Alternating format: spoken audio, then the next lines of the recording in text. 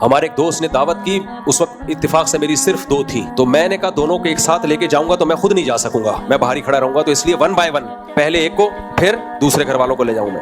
تو جب ایک گھر والوں کو میں لے کر گیا ہوں, آدھا گھنٹہ پونا گھنٹہ گزرا, وہ ٹائم پہ گھر والے آ گئے اور میں لے کے چلا آیا. اب دوسرے کو لے کر گیا, دوسرے گھر والوں کو, ان کو وہاں ہو گئی دیر. اب دیر ہو گئی تو مجھے فون کرنا بنتا تھا, بھائی کیا ہو گیا, اتنا ٹائم کیوں ہو گیا. 2-3 دفعہ میں نے فون کر لیا کیونکہ لیٹ بہت ہو رہے تھے, لیٹ نائٹ, دیر ہو گئی تھی رات. میں نے ان کو لے آیا بہرحال. 2-4 دن ہمارے گزرے, اس کے بعد لڑائی شروع, ڈرون پہلی والی سے, جن کو پہلے لے کر گیا تھا نا. آپ کے دل میں میری کوئی ویلیو نہیں ہے. کیوں ویلیو نہیں ہے, میں گھر کا کرایہ دے رہا ہوں, بچوں کی فیسیں دے رہا ہوں, ٹائم دے رہا ہوں, اور ویلیو کسے کہتے ہیں نا.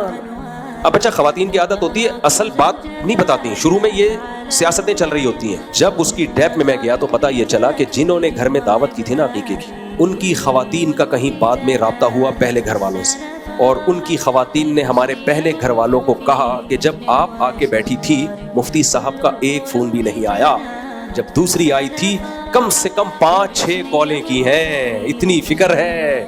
میں نے کہا میرا پروگرام اڑ گیا. حالانکہ وہ ضرورت کی بنیاد پہ کی تھی, دیر ہو گئی تھی, تو دیر ہوتی تو ان کو 10 کالیں کر لیتا میں. پھر یہ ثابت کرنے کے لیے کہ نہیں بھائی آپ کی ویلیو بہت زیادہ ہے, کتنا خرچہ ہوا میرا, کتنا ٹائم لگا, لیکن پھر بھی وہ بات تھوڑی ہوتی ہے. ایک دفعہ بدگمانی پھیل جائے تو بہت مشکل ہے. مجھے خیال ہوا ہے جن کے گھر گئے تھے ان کو کیا ضرورت تھی بتانے کی کہ اتنی کالیں اور اتنی کالیں اور ایسا ہوا, کیا ضرورت تھی یار.